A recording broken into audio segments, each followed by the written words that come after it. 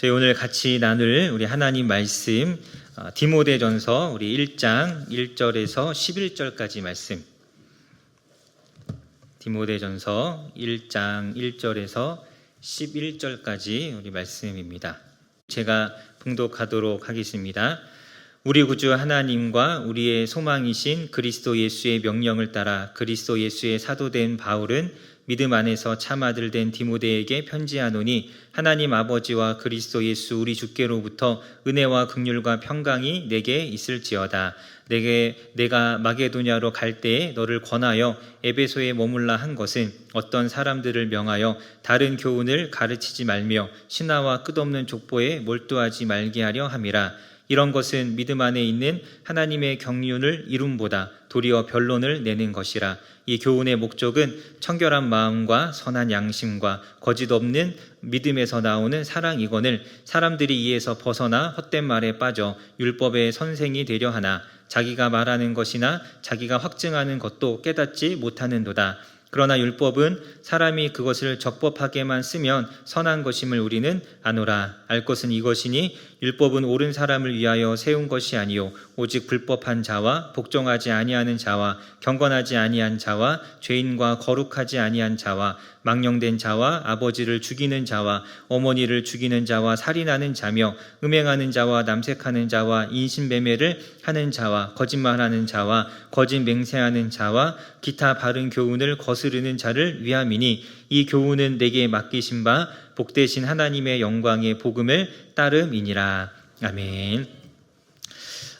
디모데 전서, 우리가 작년에 디모데 후서 말씀을 같이 살펴보았었는데요. 우리 오늘부터는 디모데 전서 말씀도 우리 같이 한번 살펴보도록 하겠습니다. 디모데 전서는 바울이 디모데에게 쓴 첫 번째 편지이죠. 첫 번째 편지이고, 이 편지를 받았을 때 오늘 이 말씀에 있는 것처럼 우리 3절에 보면 마게도냐로 내가 갈 때 너를 권하여서 에베소에 머물라 하였다라고 하죠. 지금 이제 디모데는 에베소 교회에서 목회자로서 사역을 하고 있었습니다.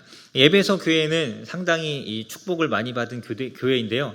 에베소 교회를 향해서 바울이 쓴 편지가 3개가 있습니다. 에베소서가 있고 디모데 전서가 있고 디모데 후서가 있죠. 그래서 이 교회에 주어진 편지가 3개나 되는 굉장히 축복받은 교회인데 이 에베소서를 통해서 우리 에베소서 작년에도 살펴보았죠. 그리고 디모데 후서, 그리고 디모데 전서까지 이 말씀들을 통해서 교회가 어떠한 곳인지를 우리가 조금 배워가고 알아갈 수 있습니다. 그래서 제가 일부러 작년에는 에베소서, 디모데 후서, 또 올해는 이 디모데 전서를 이렇게 같이 이제 나누고 있습니다. 그래서 교회라는 곳이 어떠한 곳인가를 우리가 조금 더 좀 확인하고 좀 세워가기 위함이죠. 디모데는 바울이 1차 선교 여행 때 이렇게 방문했던 루스드라 출신입니다. 루스드라 사람이고, 아마 이 1차 선교 여행 때 이 디모데도 예수님을 이제 바울이 전한 복음을 듣고 예수님을 믿게 되지 않았을까 우리가 이렇게 추측을 합니다. 그는 어렸을 때부터 외조모인 로이스, 어머니 유니게에 의해서 이 말씀 안에서, 율법 안에서 자라간 사람이고, 아마 이 바울을 만나고 예수님을 믿게 되었고, 바울이 2차 선교 여행을 할 때 이 루스드라에 들려서 그때부터 바울과 함께 동행하면서 오랜 시간을 바울과 동역했던 사역자가 바로 디모데입니다. 사도행전 끝에 보면 바울이 로마 감옥에 갇히는 것으로 사도행전이 끝나는데, 이 로마 감옥에 갇혔다가 사도 바울이 나중에 풀려납니다. 풀려나고 그가 그렇게 바라던 대로 성경에 나오는 서바나, 지금의 스페인까지 가서 복음을 전하고, 그 복음을 전한 이후에 아마 다시 이 에베소 지역, 지금의 이제 튀르키예 지역이죠. 그쪽에 와서 에베소에 들려서 잠깐 있었던 것 같습니다. 그리고 여기에 있었다가 오늘 말씀 3절 말씀에 있는 것처럼 마게도냐 지역, 지금의 이 그리스 위쪽 지역으로 가면서 이 디모데를 에베소에 남겨두고 갔습니다. 그래서 그 남겨진 디모데에게 쓰여진 편지가 디모데 전서이고, 왜 디모데를 남겨두었는가? 오늘 3절에 보니까 어떤 사람들을 명하여서 다른 교훈을 가르치지 말게 하라.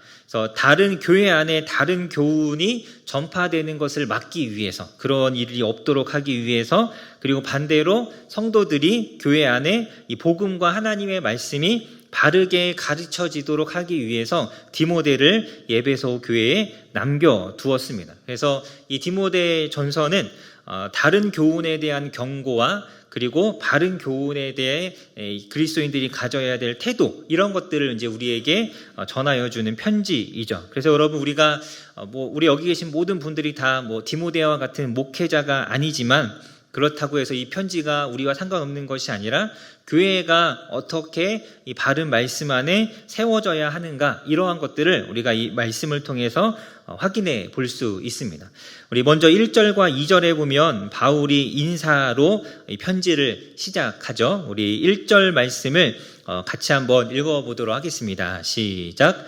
우리 구주 하나님과 우리의 소망이신 그리스도 예수의 명령을 따라 바울은, 아멘. 이 바울은 항상 자신의 편지 제일 처음에 이렇게 인사와 같은 그 인사글에 자신이 사도된 것에 대해서 이렇게 여러 번 언급하고 이야기하면서 자기를 소개합니다. 바울은 자신이 어떠한 사람인지, 어떠한 삶을 살아야 하는 존재인지를 너무나 잘 알고 있었던 사람이죠. 그는 항상 자기를 사도로서 소개합니다. 자신이 지금 하고 있는 일, 그리고 자신이 앞으로도 힘써야 하는 일, 이것이 무엇이고 하나님께서 나에게 원하시는 것이 무엇인지를 분명하게 알고 있는 사람이었습니다. 그래서 여러분, 우리도 사도 바울처럼 내가 누구인지, 그리고 무엇을 해야 하는 사람인지, 이것을 우리가 분명하고 확신 있게 알아야 하죠. 하나님이 나에게 원하시는 것이 무엇인가에 대한 확신이 있어야 합니다. 지금 여러분이 살고 있는 삶이 하나님이 기뻐하시는, 하나님께서 나에게 원하시고 요구하시는 삶이다, 이러한 확신이 여러분 우리 마음 가운데 있어야 합니다. 그러한 삶이 하나님이 기뻐하는 삶인 것이죠. 그래서 내가 어떻게 나의 인생을 살아야 할까, 이 인생의 어떤 목적과 방향에 대해서 아직 확신이 없다면, 그리고 내가 그런 확신 있는 삶을 살아가지 못하고 있다면, 여러분, 이렇게 하나님 앞에 나아가서 우리가 좀 묻고 구해야 합니다. 이 확신을 가지고 우리가 살아가야 하고, 또 이 하나님 앞에 내가 잘 살고 있느냐, 이것은 단순히 내가 지금 열심히 살고 있느냐, 그렇지 않느냐, 이런 것을 물어보는 것이 아닙니다. 내가 아무리 열심히 살고 있어도 내 삶의 방향이, 나의 삶의 목적이 하나님께서 나를 부르신 그 부르심에 합당한 것이 아니라면, 그것을 따르는 것이 아니라면 아직 내 삶은 하나님이 원하시는 삶을 살고 있는 것이 아닌 것이죠. 내가 아무리 열심히 살아도 그런 하나님께서 원하시는 삶이다라는 이 확신이 우리 안에 있어야 합니다. 그래서 오늘 1절 말씀에 다시 한번 보면, 그리스도 예수의 명령을 따라서 하나님께서 내게 말씀하신 대로, 원하시는 대로 내가 살고 있다, 분명하게 이야기하죠. 내가 우리 가족들을 잘 돌보고 열심히 일하고 자녀들 잘 보살피고 이렇게 열심히 공부해서 어떤 좋은 직장에 들어가고, 이런 것이 우리의 비전과 목적일 수 없죠. 그래서 여러분, 하나님께서 여러분을 부르신 이유와 목적이 분명히 있습니다. 여러분 믿으시죠? 그것이 나에게 부르심이 무엇인지를 좀 분명하게 하나님 앞에 묻고 구하면서 확신 있는 삶 살아가시기를 소망합니다. 2절에도 보면 바울이 굉장히 중요한 이야기를 하는데요. 편지한다라고 하면서 아버지와 그리스도 예수 우리 주께로부터 은혜와 긍휼과 평강이 내게 있을지어다라고 하죠. 항상 이제 편지의 서두에 이 은혜와 평강을 구하는 이 축복의 말들을 이 바울이 항상 하고 있는데, 너무나 중요한 것이죠. 이 은혜라는 것, 평강이라는 것은 하나님만이 우리에게 주실 수 있는 것입니다. 그러니까 은혜가 있고 긍휼이 있음으로 인해서 우리가 평강한 삶, 평안한 삶을 살아갈 수 있죠.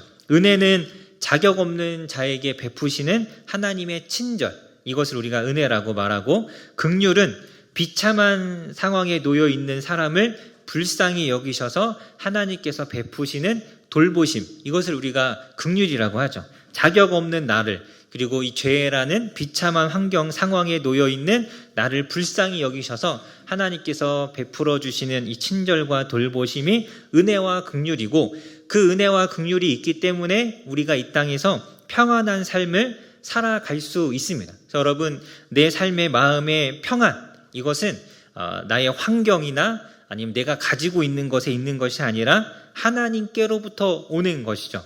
그래서 우리가 이것을 좀 이렇게 분명하게 생각하고 기억해야 합니다. 내가 얼마나 많은 것을 가지고 있느냐, 얼마나 내가 열심히 살아서 나의 목적을 얼마나 많이 성취했느냐, 여기에서 평안이 오는 것이 아니라 하나님으로부터 오는 것입니다. 그래서 우리가 매일같이 매일 아침마다 하나님 앞에 나아가서 기도할 때, 간구할 때 하나님이 평안을 우리에게 주시는 거죠. 여러분의 상황이 아닌 하나님으로부터 오는 이 평안을 충만하게 누리실 수 있기를 소망합니다. 이런 이게 하나님의 은혜와 평강 우리가 항상 기억해야 할 것이고요. 3절부터 11절까지 이제 보면 바울이 디모데를 에베소에 남겨둔 분명한 이유에 대해서 말씀합니다. 왜 남겨두었는가? 3절과 4절에 보니까 어떤 사람들을 명하여서 다른 교훈을 가르치지 말게 하고 신하와 끝없는 족보에 몰두하지 말게 하려 함이라. 이런 이 에베소 교회 안에 어떠한 사람들이 바울이 가르쳐준 예수님에 대한 이 바른 교훈이 아닌 다른 이야기를 하는 사람들이 있었습니다.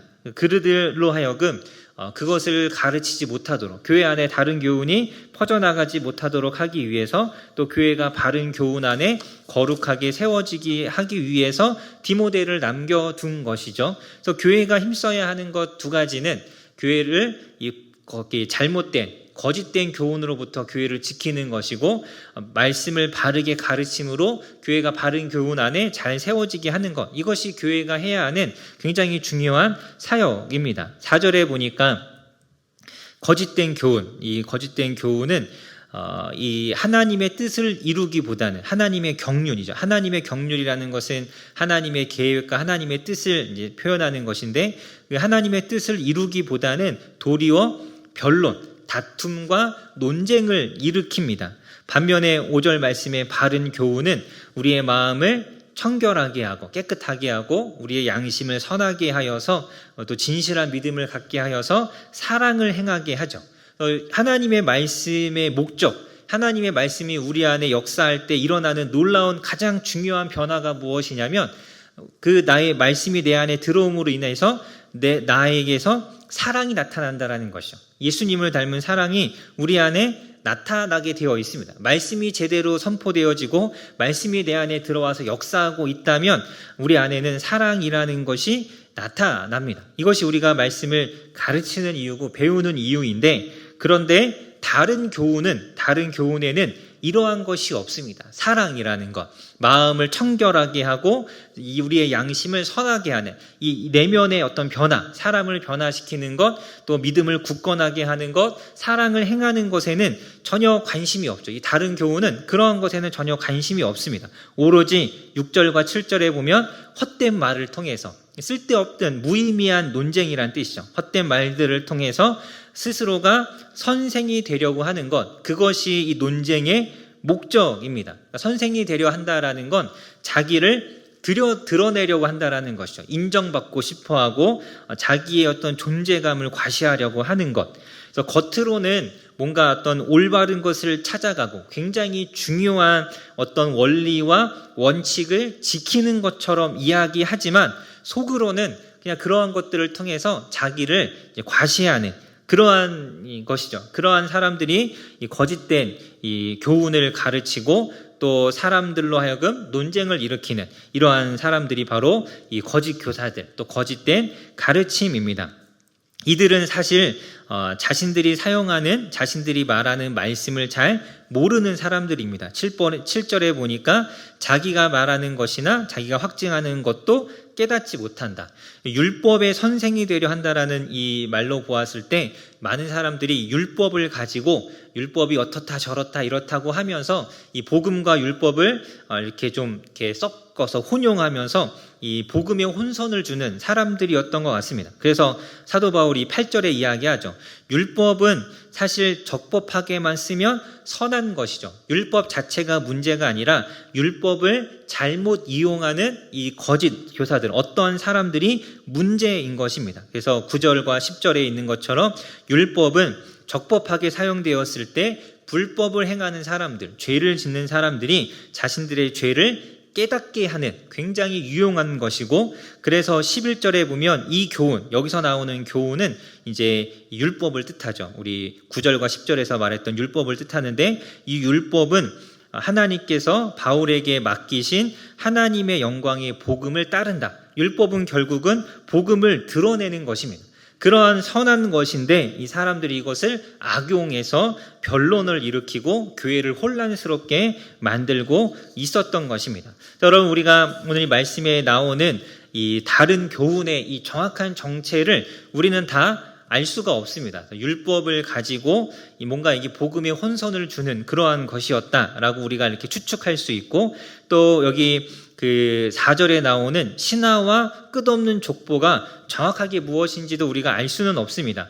유대인들의 이 전승으로 내려오는 이 불확실한 하나님에 대한 어떤 신화적인 이야기들이 많이 있다라고 하는데, 그러한 것들을 이야기하면서 복음을 재해석하는 것인지 정확하게 알 수는 없지만, 또 족보라는 것도 정확하게 어떤 의미인지는 알 수 없는데, 이렇게 보통 우리가 이제 추측하기로 요 당시에 이 족보, 창세기엔 족보가 많이 나오잖아요. 그 족보를 이용해서 내가 아브라함의 몇 대 후손의 누구의 후손이다, 이런 식으로 하면서 이렇게 좀 자기를 과시하고 이런 사람들이 있었던 것 같습니다. 정확하게는 알 수는 없지만, 중요한 것은 이 다른 교훈이 바울이 가르쳤던 예수님이 하신 말씀과는 전혀 상관이 없는 것, 그러한 것들이 교회 안에 이렇게 전파되고 있었다라는 것이죠.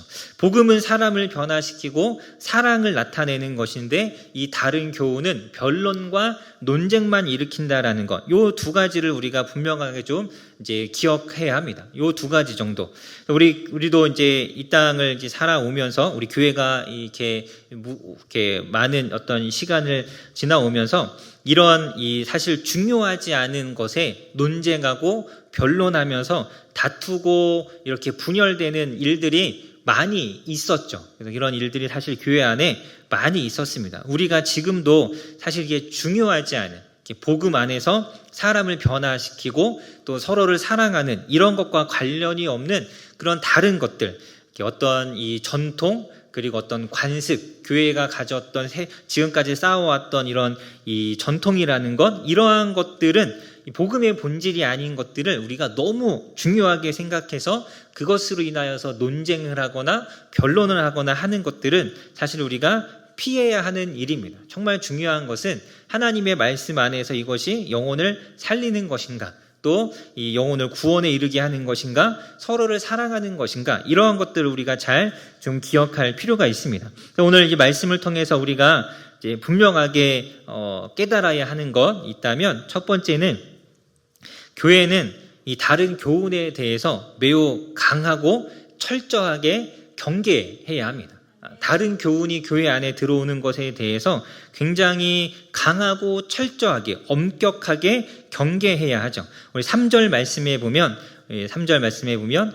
내가 마게도냐로 갈 때에 너를 권하여서 에베소에 머물라 한 것은 어떤 사람들을 명하여서 다른 교훈을 가르치지 못하게 하기 위함이다라고 하죠.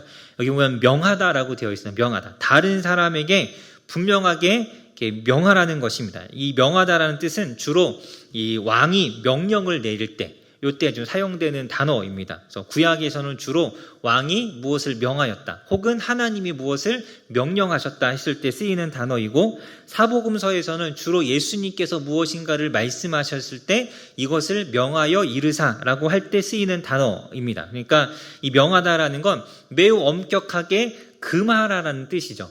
교회 안에 들어오는 다른 가르침에 대해서 교회는 굉장히 철저하고 엄격하고 단호하게 대처해야 합니다. 그것이 교회 안에 퍼지지 않도록 명확하게 해야 하는 것이죠. 그래서 이것을 위해서 목회자들을 하나님께서 두신 거죠. 말씀을 연구하고 무엇이 하나님 앞에 옳은가 그른가를 잘 분별하고 바른 교훈을 가르치라고. 그래서 여러분, 이 목회자들은, 저와 같은 목회자들, 말씀을 전하는 사람들은 말씀을 연구하는 것, 이것을 잘 알아서 가르치는 것, 이것을 부지런히 해야 하는 사람들입니다. 게을리 하지 않아야죠.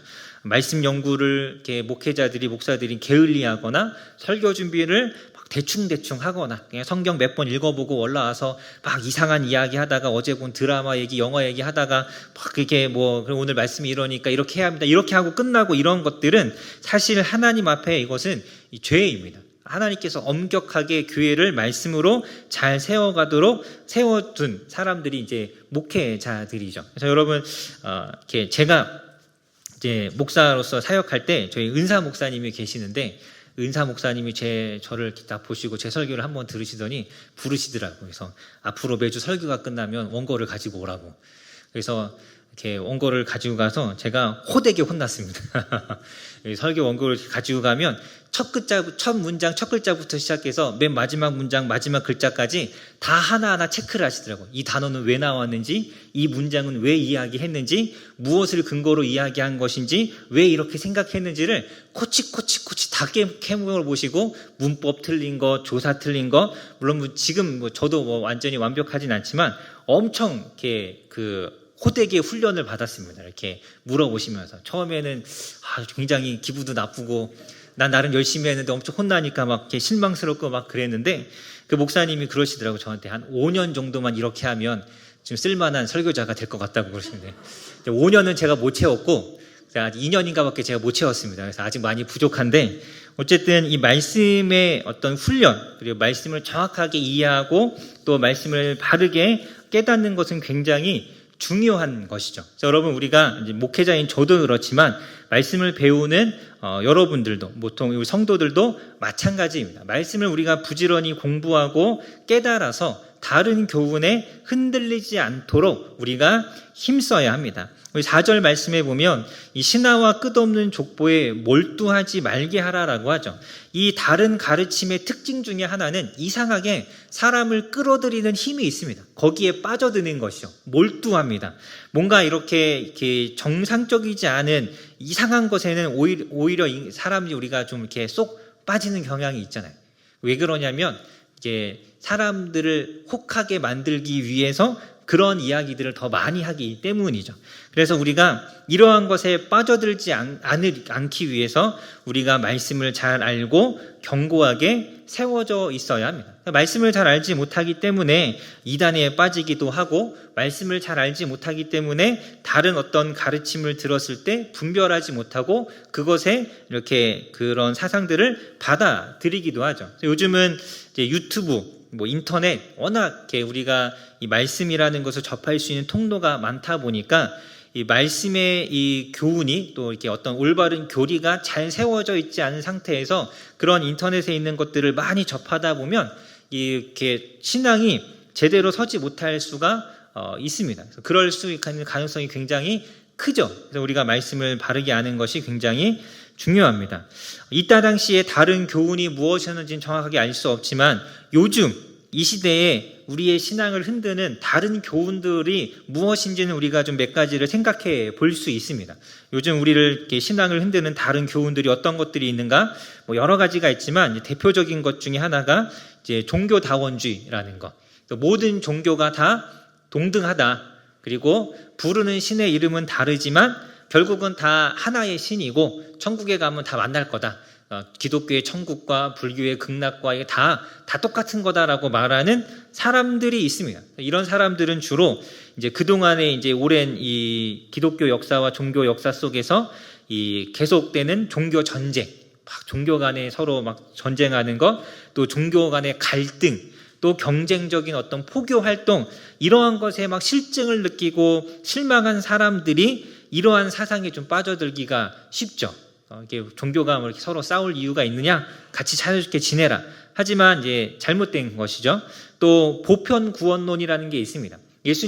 하나님께서 사람을 다 만드셨고 이렇게 사랑이신데 설마 모든 사람을 다 지옥 가게 하시겠느냐? 하나님이 사랑이신 하나님이 그럴 수 없다. 그래서 예수님이 십자가에 지셔갖고 십자가의 지심으로 모든 사람을 다 구원했으니까 이제 그 이후로는 예수님을 믿지 않아도 다 구원받는다라고 말하는 사람들도 있습니다.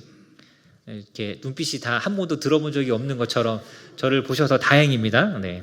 그리고 이제 이것 외에 또 자유주의 신학이라는 것이 있죠. 흔히 우리가 인본주의 신학이라고 부르기도 하는데, 이 말씀을 인간 중심적으로 해석하는 것입니다. 자기의 편의에 따라서 해석하는 거죠. 그래서 대표적인 게 동성애 같은 문제들. 이게 성경이 쓰여질 시대에는 죄였지만 지금은 죄라고 할 수 없다라고 이렇게 해석하는 경우, 이런 것들, 혼전 순결의 문제. 어떤 사람 제가 유튜브에 이렇게 우연히 봤는데 그런 사람이 있더라고요. 혼전 순결, 이렇게 순결이라는 건 육적인 순결을 말하는 것이 아니라 영적인 순결을 말하는 것이라고. 이런 말도 안 되는 이야기를 하는 사람들도 있더라고요. 댓글에 엄청나게 이제야 제가 진리를 깨달았습니다 하는 댓글들이 엄청 많습니다. 그래서 볼 때마다 너무 화가 나고 마음이 너무 아픕니다. 이런 어떤 잘못된 신앙, 또 기복주의라는 것, 기복주의 자체가 나쁜 것은 아니지만 신앙이 기복주의가 전부가 되면 이것도 사실 잘못된 것이죠. 어떤 물질 만능주의의 영향입니다. 예수님을 믿으면 무조건 복을 받아서 무조건 잘 산다, 이런 것들. 우리 여러분 3단 복음이라고 혹시 들어보셨나요? 못 들어보셨군요. 다행이네요. 3단 복음이라고 우리 요한 3서 말씀에 살아가는 자여 내 영혼이 잘된 같이 내가 범사에 잘되고 내가 강건하기를 내가 간구하노라, 이 말씀이 있잖아요. 그래서 영혼이 잘되면 범사가 잘되고 몸이 아프지 않다, 이렇게 말하는 이제 3단 복음, 이런 것도 있더라고요. 그래서 다 정말 말도 안 되는 이야기들이죠. 이러한 것들이 사실 정말 너무나 많습니다.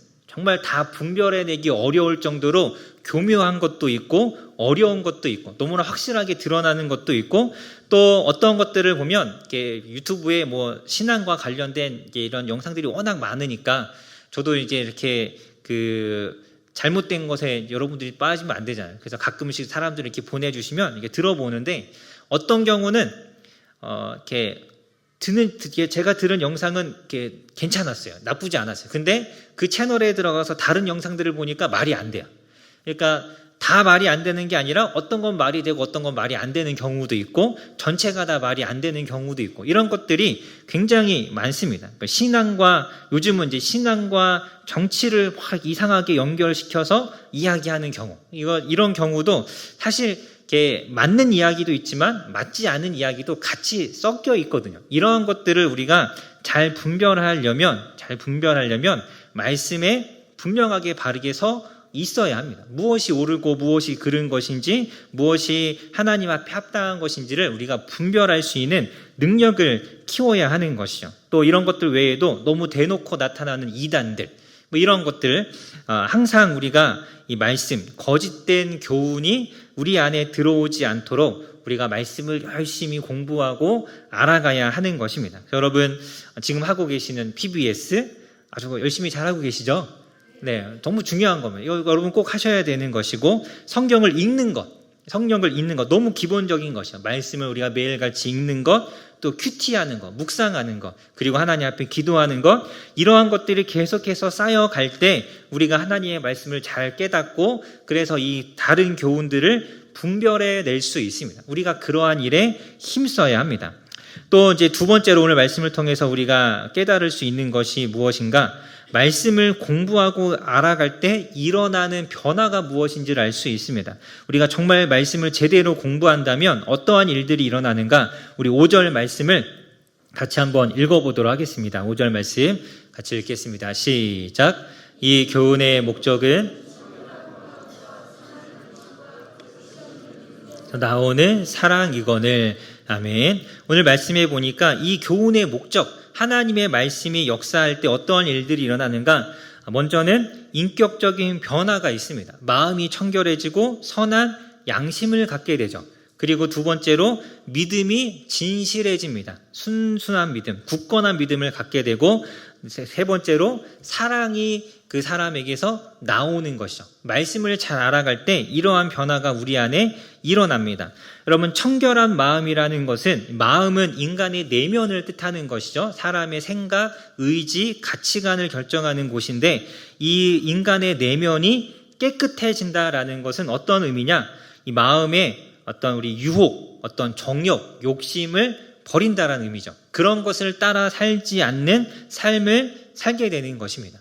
여러분, 이 죄악된 세상을 살다 보면 우리도 모르게 어떤 욕심이라는 것, 또 어떤 세상적인 가치관, 탐욕, 이런 것이 우리 안에 들어올 수밖에 없습니다. 물들 수밖에 없죠. 제가 군대를 갔는데 그 군대에서 복무하는 그 기간 동안, 전역하는 그 순간까지 매일같이 들었던 게 온갖 음담 패설과 이런 이상한 것들, 계속 듣잖아요. 세상을 살면서도 우리는 그런 비슷한 이야기들, 돈이 얼마나 중요한가에 대한 이야기, 돈이 있어야 산다, 이런 이야기부터 시작해서 온갖 이 세상적인 것들을 많이 듣죠. 우리도 모르게 그러한 것에 계속 물들어가게 되어 있습니다. 그런데 그러한 우리의 마음을, 이렇게 죄로 더러워지고 오염된 우리의 마음을 깨끗하게 씻어내는 것이 무엇이냐면 바로 하나님의 말씀입니다. 그래서 이 마음이 깨끗하지 않은 상태에서 우리가 살아간다면 그 상태에서 나오는 나의 말과 나의 행동은 오늘 이렇게 이 다른 교훈을 전하는 사람들처럼 다른 사람들을 힘들게 하고 상처를 주고 괴롭게 할 뿐이죠. 하지만 우리가 청결한 마음을 갖는다면 우리는 그 안에서 사랑을 나타낼 수 있고 사람을 변화시킬 수도 있습니다. 우리 유명한 말씀이죠. 우리가 잘 아는 말씀인데 마태복음 5장 8절에 보면 마음이 청결한 자는 복이 있나니 그들이 하나님을 볼 것이라 하죠. 마음이 깨끗한 사람이 하나님을 볼 수 있다라고 합니다. 하나님을 경험하는 거죠. 나와 함께 하신 하나님을 느낄 수 있고 하나님께서 원하시는 것이 무엇인지를 깨닫고 주님과 동행하는 삶을 살아갈 수 있다라는 뜻입니다. 여러분, 하나님을 좀 보고 싶지 않으신가요? 하나님의 그 임재를 이렇게 좀 더 확실하고 분명하게 느끼고 싶지 않으신가요? 어떻게 그게 가능하냐? 마음이 청결할 때. 근데 이 마음을 청결하게 하는 것이 무엇이냐? 바로 하나님의 말씀입니다. 여러분, 우리는 매일같이 하나님의 말씀을 묵상하고 공부함으로 인해서 나의 이 정욕을 씻어내고 날마다 깨끗하게 하나님과 동행하는 삶을 살아가야 하죠. 두 번째로 이 말씀이 우리 안에 들어오면 우리의 양심이 선하게 변화해야 됩니다. 선한 양심. 양심이라는 것은 옳고 그름을 분별하는 그런 기관이죠. 양심. 선한 양심이라는 것은 옳은 일을 행하려는 마음, 그러니까 이렇게 그릇된 것을 쫓아가지 않고 옳은 일을 행하려고 하는 그런 마음을 뜻합니다. 여러분, 우리가 하나님의 말씀을 공부하고 알아갈 때 우리 안에 선한 양심이라는 것을 갖게 됩니다. 선한 양심이 우리 안에 있으면 어떠한 일이 일어나느냐? 내가 만약에 거짓말을 하려고 한다. 그렇다면 이 양심이 작동을 하죠. 이렇게 심장이 쿵쾅쿵쾅 뛰면서 너 지금 거짓말 하려고 하지? 안 돼, 하지 마. 이런 이제 작동이 우리 안에 일어나는 것이죠. 일어나는 것. 내가 죄를 지으려고 할 때 이렇게 마음이 쿵쾅쿵쾅 뛰면서 야, 그건 하면 안 되는 거야라는 이런 작동을 하는 것이 바로 선한 양심입니다. 그런데 이 양심이 고장이 나면 작동을 하지 않으면 우리는 너무나 편하게 그리고 깨닫지 못하는 상태에서 죄를 짓게 되고 누군가를 아프게 하고 누군가를 괴롭게 할 수밖에 없는 것이죠. 그래서 우리 디모데전서 4장 2절에 보면 이러한 사람을 뭐라고 표현하냐면 양심에 화인 맞은 자라고 합니다. 양심이 깨어져 버린 것입니다. 망가진 것이죠. 그런데 우리의 망가진 양심을 다시 새롭게 하고 다시 깨끗하게 하고 작동하게 하는 것이 바로 하나님의 말씀입니다. 그래서 여러분, 우리가 이렇게 살다 보면 어떤 사람들은, 우리 교회 안에도 보면 어떤 사람들은 말과 행동을 할 때 항상 조심하는 사람들이 있습니다. 혹시 내가 이 말을 할 때 누군가가 좀 이렇게 상처받지 않을까, 이런 것에 좀 민감하게 반응한 사람이 있는가 하면 또 어떠한 사람들은 말과 행동을 함에 있어서 다른 사람을 전혀 생각하지 않는 사람들이 있습니다. 상처를 받든지 말든지 그냥 막 하는 사람들.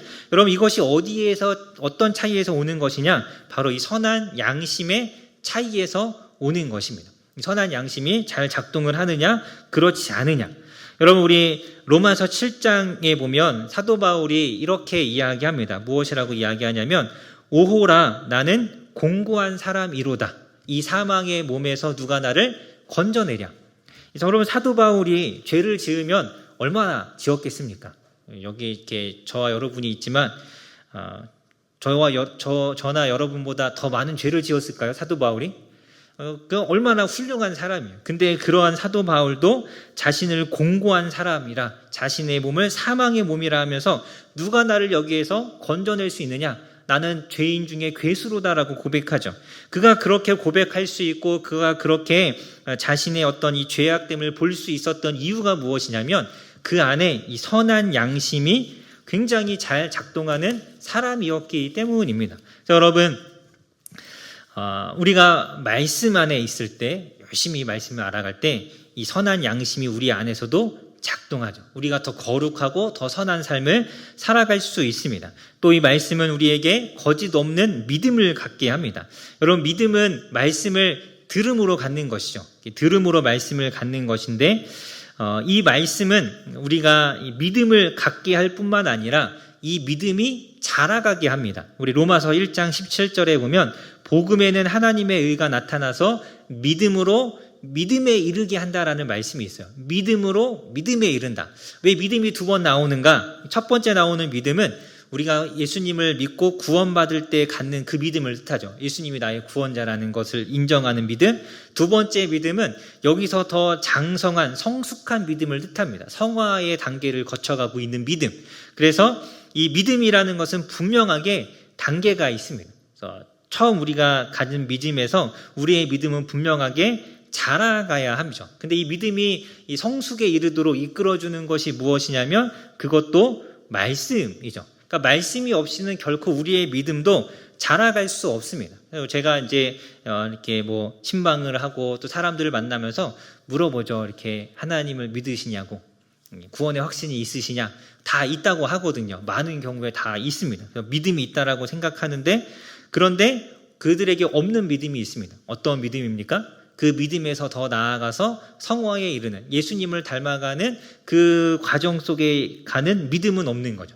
그래서 이 예수님을 처음 믿게 된, 구원에 이르는 이 믿음에만 머물러 있는 사람들이 너무나 많습니다. 그런데 성경은 말씀을 통해서 우리의 믿음이 자라가야 한다라고 분명하게 말씀합니다.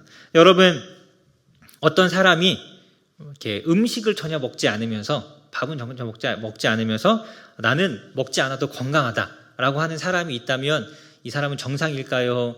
이상한 사람일까요? 네, 이상한 사람이죠. 저는 소식을 합니다. 저는 안 먹진 않습니다. 소식을 해서 제 건강을 잘 유지하는 거지 안 먹진 않아요. 근데 아예 먹지 않으면서 전혀 음식과 영양분을 섭취하지 않으면서 나는 건강하다라고 말하는 사람은 결코 건강할 수 없는 사람이죠. 아마 처음 며칠은 아무런 이상 없이 건강할 수 있을 수 있습니다. 하지만 어느 정도 시간이 지나면 이제 이렇게 활발한 활동은 못 하겠죠. 또 어느 정도 시간이 지나면 움직이는 게 힘들어질 겁니다. 그러면서 숨을 쉬면서, 누워서 숨만 쉬면서 난 아직도 숨을 쉬고 있으니까 괜찮다, 나는 살아있으니까 음식 먹지 않아도 괜찮다라고 말한다면 그래도 이제 정상이 아닌 거죠. 여러분, 우리가 말씀을 섭취하지 않고 말씀을 깨닫지 않고 알지 못하고 전혀 깨닫지 못하면서 내가 그래도 구원 받았으니까, 난 구원받는 믿음이 있으니까 나는 괜찮다라고 하는 건 음식을 전혀 먹지 않고 숨만 쉬면서 나는 건강하게 살고 있다라고 말하는 것과 다르지 않습니다. 여러분, 우리는 이 말씀을 먹음으로, 말씀을 우리가 알아감으로 우리의 이 영과 육을 항상 강건하게 해야 합니다. 자라가게 해야 하는 것이죠. 이렇게 말씀은 우리의 마음을 깨끗하게 하고 선한 양심을 갖게 하고 믿음을 굳건하게 하면서 결과적으로 무엇을 하느냐? 사랑을 나타나게 합니다. 깨끗한 마음과 선한 양심과 참 믿음에서 예수님을 닮은 진실한 사랑이 나오는 것이죠. 여러분, 우리가 교회 안에서 무엇을 할 때는 항상 이 사랑의 마음으로 해야 하는 것이죠. 그 사랑이 바로 말씀에서부터 오는 것입니다. 여러분, 우리가 흔히 교회를 사랑의 공동체라고 이렇게 표현합니다. 여러분도 그렇게 생각하십니까? 교회는 별로 그렇지 않으신 것 같네요. 교회는 사랑의 공동체이죠. 사랑의 공동체. 왜 우리가 이 교회를 사랑의 공동체라고 이야기하는가? 많은 사람들이 교회가 사랑의 공동체라고 생각해서 많은 기대를 하고 교회에 오는데, 사실 또 그렇기 때문에 많은 사람들이 교회 안에서 사랑을 잘 느끼지 못하고 실망하고 교회를 떠나는 경우들도 상당히 좀 많이 있죠. 여러분, 왜 이러한 일들이 일어나는가? 이 사랑의 공동체라는 것에 대해서 우리가 오해하고 있어서 그렇습니다. 오해하고 있어서 사람들이 교회에 왔을 때 사랑받기를 기대하죠. 내가 이게 교회에 와서 편하게 사랑도 받고 위로도 받고 격려도 받고 그렇게 마음에 좀 힘을 얻어서 내가 다시 돌아가서 또 삶을 살아가기를 기대하고 교회에 오는데, 여러분 이 생각이 사실 이렇게 반만 맞고 반은 틀린 생각입니다. 여러분, 사랑의 공동체라고 할 때 이 교회는 내가 나에게 사랑을 주는 공동체이기 때문에 사랑의 공동체가 아니라 내가 사랑을 실천해야 하는 곳이기 때문에 사랑의 공동체입니다. 그러니까 내가 사랑을 받는 대상이 아니라 내가 사랑을 하는 주체여야 한다라는 그러한 말인 것이죠. 그러한 뜻입니다.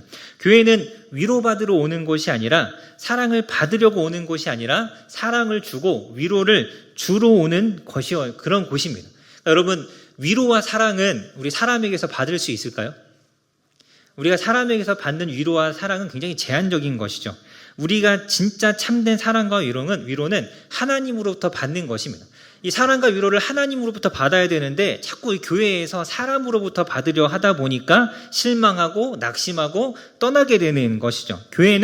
교회가 어떤 곳입니까? 교회는 죄인들이 모여 있는 곳이 여기 다 죄인들이죠. 다 저마다 다 단점이 있고 자기만의 어떤 악함이 있고 그런 사람들, 아직 성숙에 이르지 못한 사람들이 모여 있는 곳이 교회입니다. 나 같은 사람, 나처럼 부족하고 나처럼 단점 많은 사람들이 굉장히 많이 우수수수 모여 있는 곳이 바로 교회인 곳이죠. 그런데 여기서 우리가 다른 사람에게서 사랑을 기대한다는 것 자체가 조금은 좀 말이 안 되는 것이죠. 물론 우리가 서로 사랑하고 서로를 통해서 위로와 격려도 받아야 하지만 그것이 전부가 아니라 정말 더 본질적인 것은 내가 사랑을 주는 곳이 바로 교회라는 곳입니다.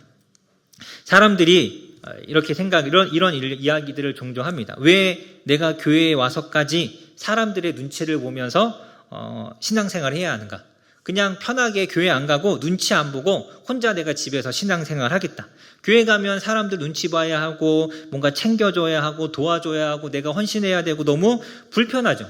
나도 좀 편하고 싶은데 내가 교회에서까지 와서 일주일 동안 그렇게 고생했는데 교회까지 와서 내가 이 고생해야 하는가? 나는 그래서 교회 가기 싫다. 막 이런 사람들도 있고, 그래서 교회 와서 예배만 드리고 가는 사람들도 있고, 교회 안에서 관계 맺는 것을 꺼려하는 사람들이 점점 많아지고 있습니다. 근데 여러분, 교회에 대해서 잘못 이해한 것입니다. 교회는 사랑을 받거나 위로를 받아야 하는 곳이 아니라 내가 사랑을 주어야 하는 곳입니다. 내가 수고해야 하는 곳이고, 내가 피곤해야 하는 곳이고, 내가 배려해야 하는 곳이고, 내가 나의 에너지를 써야 하는 곳이 교회이죠. 그렇게 해서 다른 사람을 세워주고 사랑을 실천하는 곳이 바로 교회입니다. 그러니까 일주일 동안 지치고 피곤한 몸을 이끌고 와서 다른 성도들의 사랑으로 막 충전되어서 돌아가는 곳이 교회가 아니라 일주일 동안 내가 열심히 말씀을 묵상하고 하나님과 함께하면서 하나님의 사랑으로 충만한 상태로 이곳에 와서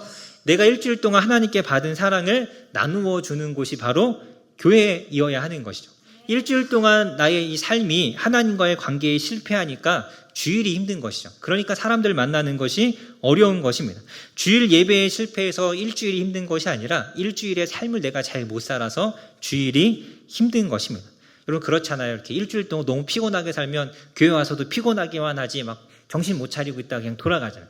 일주일의 삶을 내가 잘 살아야 주일도 하나님 앞에 나아가서 같이 모였을 때 은혜와 기쁨을 나눌 수 있습니다. 여러분 우리 바울도 또 디모데도 이렇게 바른 교훈을 가르치라라고 하는 곳이 어디이죠?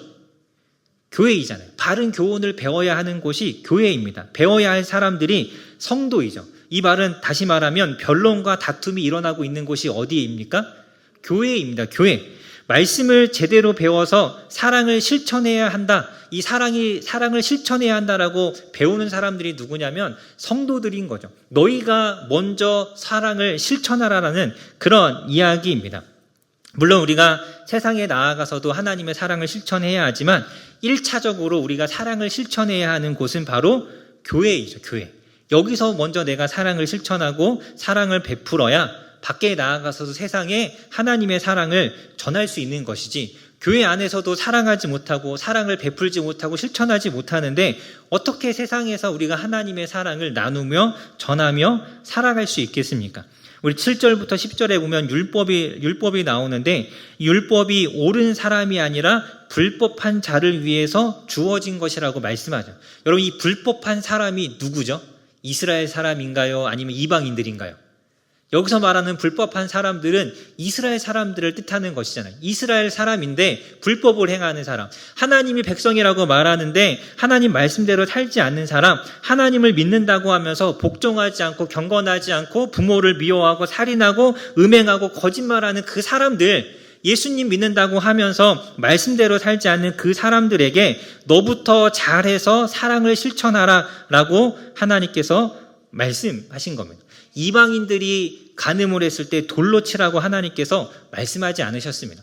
이방인들이 부모를 공경하지 않을 때 그 사람을 돌로 치라라고 하나님께서 말씀하신 것이 결코 아닙니다. 너희 중에 그렇게 하지 못하는 사람에게 다가가서 그 사람을 말씀으로 사랑으로 돌보고 섬기고 세워서 온전케 하라라고 주신 말씀이 율법이고 하나님의 말씀인 것이죠.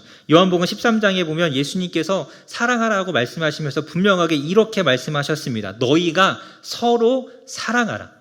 세상에 나아가서 세상 사람들 사랑해야 하지만 그 전에 너희가 먼저 서로를 사랑하라라고 하신 것이죠. 예수님이 주신 사랑, 우리에게 명령하신 그 사랑도 우리가 먼저 우리 안에서 행해야 하는 것입니다. 내가 다른 사람을 사랑하기 위해서 먼저 힘써야 하는 것이죠. 여러분, 말씀이 바르게 서는 교회는 이 공동체, 그 교회 공동체 안에서부터 사랑이 실천되는 것이죠. 그 안에서부터 사랑이 넘쳐납니다.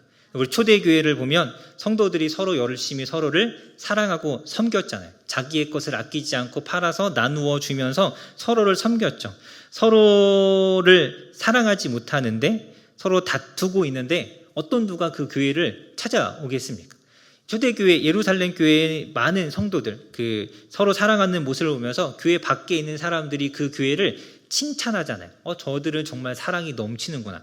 자기들을 사랑해서 그런 게 아니라 자기들끼리 그 교회가 서로가 사랑하는 모습을 보면서 그 모습을 칭찬한 것입니다. 여러분, 교회는 내가 사랑을 실천해야 하는 곳입니다. 사랑을 베풀어야 하는 것이죠. 말씀이 내 안에 들어오고 내가 이 말씀을 듣고 깨달았다면 이 깨달은 말씀을 가지고 내 옆에 있는, 여러분 옆에 계신 이 우리 교회 공동체를 먼저 사랑하고 품어주고 아껴 주어야 하는 것입니다. 여러분, 우리가 서로 사랑해야 합니다.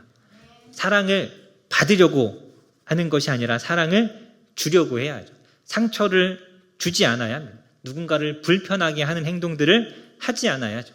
누군가를 괴롭게 하는 일들을 하지 않아야 합니다. 적극적으로 사랑을 실천해야 하고 소극적으로도 상처 주지 않기 위해서 힘써야 합니다. 서로를 향한 배려, 먼저 다가가서 손을 내밀어 주는 것, 또 혼자 있는 사람 찾아가 주는 것, 서로에 대해서 이야기할 때 칭찬과 격려의 말을 하는 것. 여러분, 집 밖에 나가서 이렇게 남편 욕을 막 하고 다니면 결국 누구 손해죠? 자기 손해입니다. 너무 답답해서 막 남편 욕을 막 하고 다니고 아내 욕을 막 하고 다니면 사람들이 참 저 부분은 불행하다고 생각을 하겠죠. 그 불행한 사람 중에 하나가 바로 내가 되잖아요. 서로 자기 손해죠, 자기 손해. 내가 이렇게 사람들에게 이야기할 때, 우리 교회에 대해서 이야기할 때, 우리 교회는 뭐가 안 좋고 뭐도 안 됐고 막 이런 이야기하면 누가 우리 교회를 오겠습니까? 요즘 저희 이상하게 자꾸 교회가 소문이 나더라고요. 이렇게 교회가 원일교회 좀 너무 좋다, 뭐 아니면 새로 오신 목사님이 너무 좋다 막 자꾸 소문이 나고 있는데 누가 소문을 내시는지 잘 모르겠지만 사실 뭐 제가 이렇게 막 좋은 목사 아니거든요. 근데 자꾸 막 좋다고 소문이 나고 자꾸 이렇게 다른 목사님도 저 만나면 자꾸 저한테 요즘 교회가 그렇게 좋다면서요, 막 그러면서 막 저한테 막 그러시더라고요. 이게 잘하는 것이죠. 이게 잘하는 겁니다. 사랑의 마음을 가지고 서로에 대해서 칭찬하고 격려하고, 같이 있을 때도 서로를 칭찬하지만 밖에 나가서도 서로 칭찬하고, 물론 분명 내 옆에 있는 사람, 내 남편, 내 아내, 우리 교회에 불평이 있을 수 있고 원망이 있을 수 있습니다. 그러한 것은 하나님 앞에 가서 풀어야죠. 하나님 앞에 가서, 하나님, 이게 참 힘들고 이게 참 어렵고 이게 참 고통스러운데 어떻게 해야 됩니까? 하나님 앞에 풀어야 하는 것이고, 이 불평과 원망과 어떤 힘들고 어려운 일들은 하나님께, 그리고 서로를 향해서는 좋은 말들, 칭찬, 격려, 잘했다, 수고했다, 저희 작년에도 제가 여러 번 말씀드렸잖아요. 밥 먹으면서 막 국이 짜다, 뭐 싱겁다, 뭐 양이 적다, 많다, 이런 말들은 필요 없는 말들입니다. 그냥 수고했다, 맛있게 잘 먹었다, 너무 좋았다, 이렇게 함으로 해서 서로를 세워줘야 그 교회가 서로를 사랑할 수 있는 것이죠. 내가 그렇게 말하는 것이 서로를 사랑해 주는 것입니다. 여러분, 우리가 이 말로써도 서로를 사랑해야죠. 또 무엇보다 서로를 좀 돌아볼 수 있어야 합니다. 어떻게 하면 믿음이 약한 사람을 좀 내가 도와줄 수 있을까? 우리 중에 누가 교회에 왔을 때 소외되지 않은가? 누가 외롭지 않은가? 누가 믿음이 좀 이렇게 약하지 않은가? 어떻게 내가 저 사람의 신앙을 도와줄 수 있는 사람이 누가 있을까? 이런 것들을 살피고 다가가주고 섬겨주고 이렇게 해야지 이것이 우리가 사랑하는 것이죠. 여러분, 사랑받는 성도가 아니라 사랑을 하는 우리 원일교회가 되었으면 좋겠습니다. 자, 여러분, 오늘 우리가 이 바른 교훈, 말씀의 목적, 결국은 사랑이죠. 우리가 설교를 듣고 예배를 드리고 또 하나님의 말씀을 공부하는 가장 큰 이유, 하나님께서 내게 주신 사랑을 내가 깨닫고 그리고 그 사랑을 베푸는 것. 자, 여러분, 여러분의 삶 가운데 사랑하는 이 삶이 이렇게 많아지시기를, 사랑하는 순간이 더 많아지시기를 주님의 이름으로 간절히 소망합니다.